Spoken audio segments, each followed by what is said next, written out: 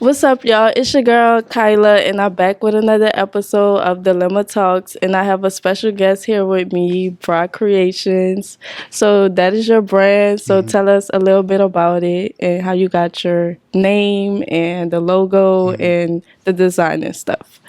I started my brand when I was a kid in middle school. I used to design clothes, take paint and draw on my pants, draw on my shirts, wear them to school on dress down day. People liked it, and it was inspired by my artwork that I had on my clothes. So it was something that I liked doing, and from there I just took off. My brand also represents the struggle. It represents coming from nothing, going through a lot.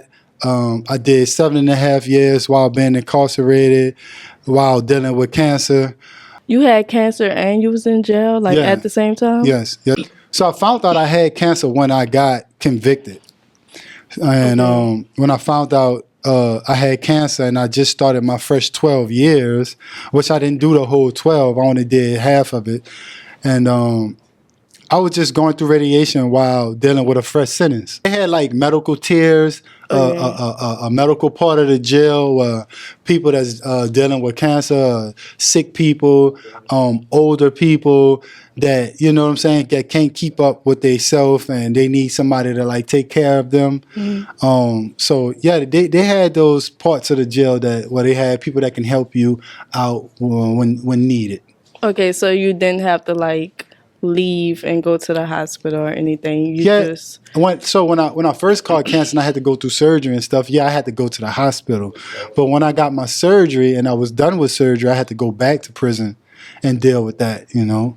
in prison, you had all your medicines and stuff like that. Yeah, I had my medicine, but I didn't take any medication. Okay, you didn't take any? No, I didn't take any medication. The only thing that I took, I was dealing with the radiation. I went through radiation and that was it. Okay, so that's two different things. You don't have to take medicine for type of cancer you had? So yeah, I didn't have to take any medication. The medication that they was giving me, it was like pain medication. And you know, I don't do drugs. I don't take any kind of medication because I feel like when you take in something, it's always going to have an after effect on your body some kind of way in the future maybe. It would. You didn't take any medication and you didn't have to. You just had to go through surgery and stuff. So how you think you healed or whatever the case may be? So, be honest with you. God healed me, and I did the rest. And what I mean by I did the rest, I changed my diet. I became a vegetarian. I don't eat meat anymore. And I just changed my mindset on life. And I just changed everything about myself, mentally, spiritually, and physically. Okay, so do you take like herbs and stuff? So the herb parts, no, but plants plays a big part on me beating cancer. And the food you eat and stuff? Right, exactly. So a lot of praying and a lot of healthy benefits helped me beat it and get where I'm at right now today, you know? How was your like experience in jail? Like, did they mess with you or did you have fights or anything? Oh, man. Man, I had so many fights. Man, I had fights back to back to back to back to back. Really? Yeah, because you gotta think about it. When I first went to prison, I was wild. Oh. You know, living in the streets of New Orleans is hectic. It's very critical, and there's a lot of creatures everywhere you go. You know, New Orleans is a beautiful place, and you know what I'm saying. Even though it's a beautiful place, it's a very corrupted place, and that's where I come from. So coming up as a kid, you know, I just felt that corrupted and doing the wrong things, it made me feel good, you know what I'm saying? But I didn't get any self-benefits out of it, you know, so when I went to prison, I was already messed up for us, like, violent. I wasn't thinking, like I'm thinking now, in a sophisticated, level, on a sophisticated level. And so when I went to prison, uh, being chaotic how I was, um, I didn't take no for an answer. I didn't let anything just go on around me. Like if I see you messing with somebody that can't defend themselves, and 9 times out of 10, I'm over the till. I'm cleaning the till up. The guards know who I am.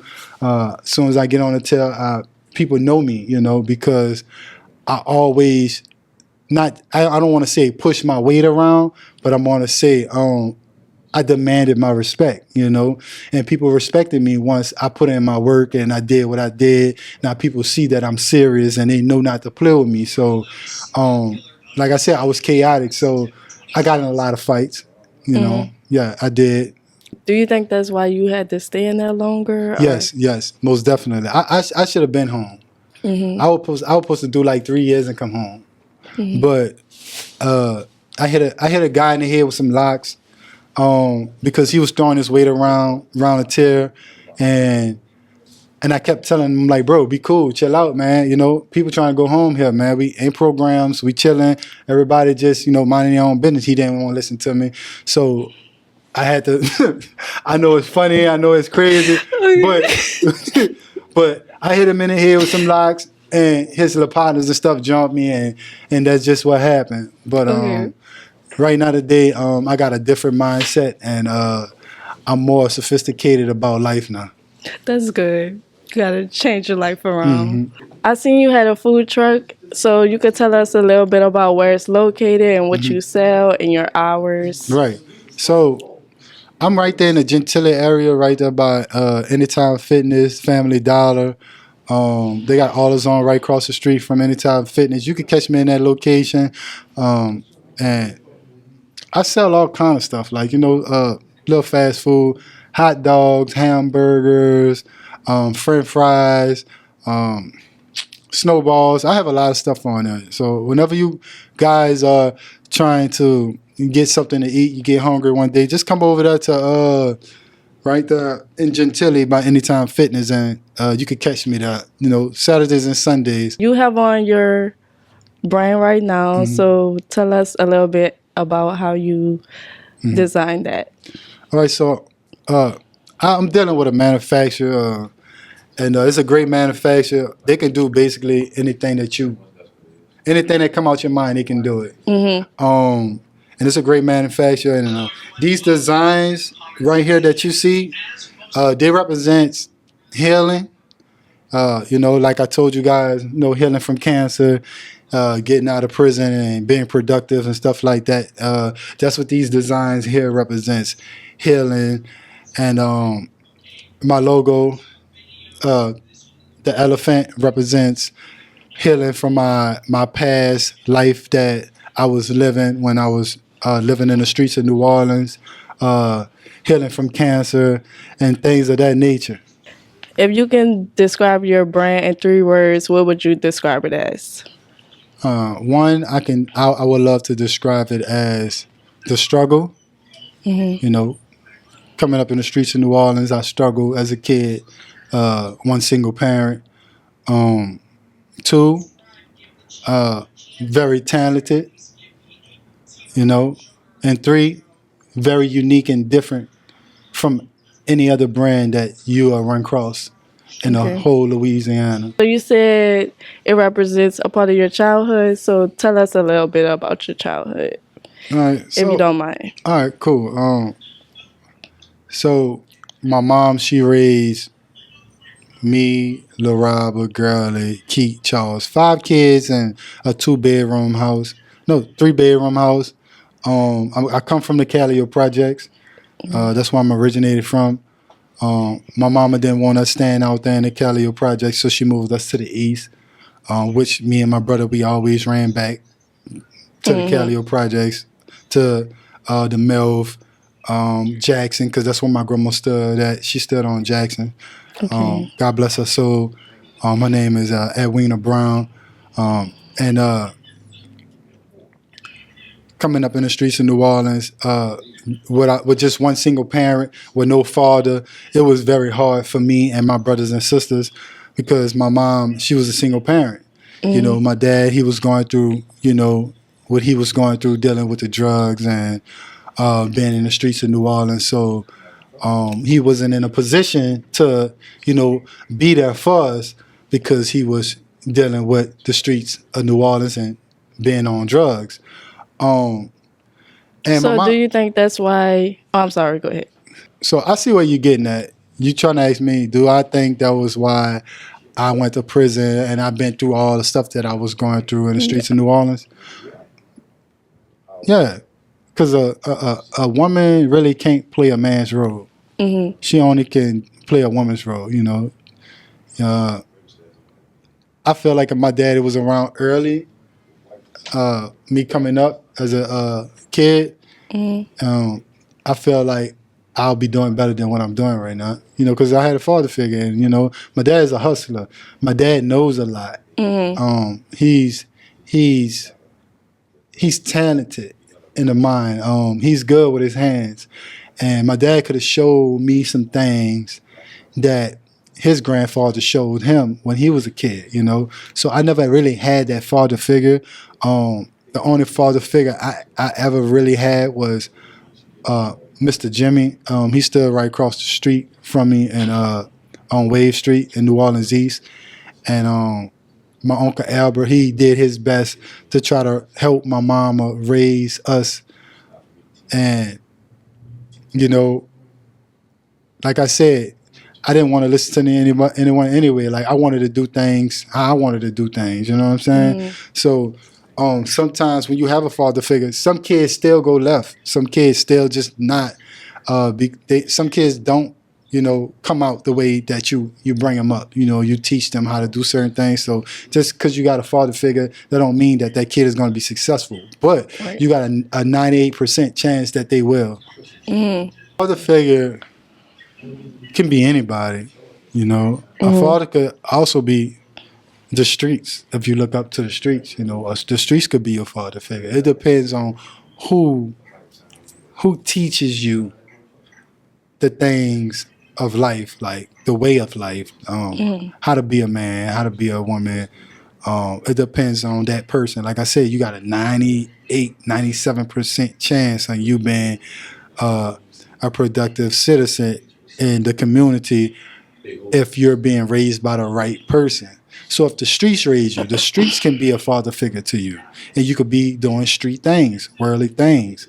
You can be raised up by a single parent. And that single parent can raise you. And that woman that's raising you might not be enough.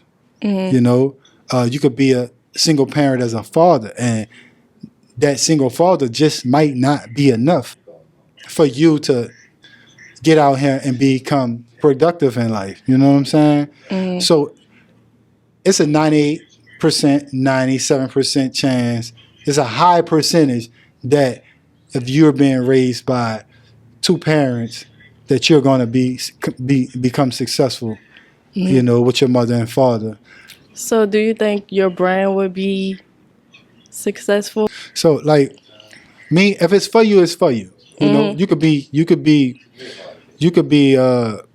successful without no father figure, no mother, and just be a kid that parents left them, and you just in a foster home. Because they got some very successful people out here that been raised from the foster parents, and that made them wanna become somebody because they never had nothing, and they never had that role model. So I'm saying all that to say this: like, if it's for my brand to become successful, and that's what God want to happen, and I keep striving, then that's what it's gonna be. I don't really believe in me coming up with two parents in a household that makes me that's gonna make me successful. You know what I'm saying? Yeah, I don't think a two-parent household will determine if somebody's going to be successful or not, because right. I feel like it all depends on that person, like, and how hard they want to go Right. for, or where they want to go in life. So you're right about that. Okay, so we're gonna play a game. It's called Style Dilemma, and it's gonna be a this or that, styling wise or like clothing wise. This sound like it's gonna be a fun little game. Okay, so would you rather low tops or high tops? High tops. High tops. Okay. Silk or cotton? I'm a cotton. Cotton. I say cotton. Why? Because it's comfortable. Yeah, More comfortable. and silk. You gotta be careful with silk because you'll rip silk very easy. You know. Okay. And it don't last long enough. So Yeah. depends on how. So do you like bright colors or neutral? I'm more of a neutral, black and red kind of guy. You can't go wrong with black. Yeah, you can't go wrong. Like, see what I got on, huh? I had to get this sweater black because I know it was gonna stand out more, and then it lasts long. It don't get dirty like them light colors. So I'd rather like black. Yeah, Oversized or fitted? fitted. Fitted. Okay, I so like for people to see my sexy. You know what I'm saying? I like for people to see my muscles and stuff, my legs, my thighs, everything. Because so you work out a lot? yeah, I work out a lot. You know? Okay. Yeah, I definitely do that. I even show people how to eat healthy and stuff like that too. Oh, really? And work out. Yeah. So do you meal prep? Yeah, man. Me and my girl, we meal prep a lot. Yeah. Meal prepping is it's really a healthy thing. Because you know what you're going to eat that day, and meal prepping that keep you from eating unhealthy things because you're meal prepping something healthy for that day, right? So you're like, damn, I meal prep, I got something to eat. There's no need to go out there and go buy McDonald's, which I don't eat McDonald's, Right. but just saying, meal prepping to keep you from spending money, it'll keep you from eating unhealthy. So I like the meal prep. Yeah, I do. Okay, so how do you feel about wearing different type of designer in one? Or do you wear designer? No. No. I wear bra creations. Okay. That was a good one. I don't That was wear a this- good one. The most I wear, I got these Jordans on my feet, and when I start my shoe line, I'm not gonna be wearing these no more. You got a shoe line coming. Yeah, I got a shoe line coming. So So it's gonna be like it's gonna have your same logo and the same name on it and stuff. Yeah, but Okay. I'm not using like other people's tennis shoes and putting my logo and my designs on it. I'm actually going across seas, and I'm drawing my own tennis shoe that come out of my head, and I'm going across seas, and I'm getting these people to make these shoes. Okay. So That's good. I'm just wearing Jordans right now because I like Jordans. And it's temporary. How did you put your fit together today? Like you can start from the top to the bottom. All right, so like this this is a Brock Creation sweater. I could take anything with this sweater and put anything basically on with it because it's black. Black goes with anything. Look, if you have some all pink shoes, black is gonna go with it. You can see I got on some yellow and white black Jordans. They go with the jacket, and I just threw on some no name jeans. They really not no serious brand or nothing. It's the clothes doesn't make the person. The person make the clothes. So You're right. I do a lot of wearing my own brand, and I love to see other people wearing my clothes. So I didn't really, You just threw it on. yeah, I really just threw this on, like, because I could really just put anything on and look good in it, you know what I'm saying? Okay. Because everything I basically have it's nice. Well, I just want to thank you for coming. All right. Appreciate you, man. I appreciate you for having me here. And just tell us where all we could find you at and stuff. You can find me on Instagram, Brock Creations on Instagram, and you can find me on Canal Street. You can find me at any Walgreens because You at Walgreens? I'm selling in front of people's stores every day. I'm thinking you saying like My clothes in Walgreens? No, girl. You ain't gonna find no Brock Creations and no Walgreens. And you ain't gonna find me in Walmart neither. You gonna find me outside there selling them. Okay. Yeah. Right, but I appreciate you having me here No today. problem. You're a very sweet person. Very goofy, but that's good because that shows that you have a great personality, you know. And I'm glad you had me here today. No problem. Make sure y'all check him out. I just want to thank y'all for watching. Make sure y'all like, comment, and subscribe. Thank y'all. Have a day.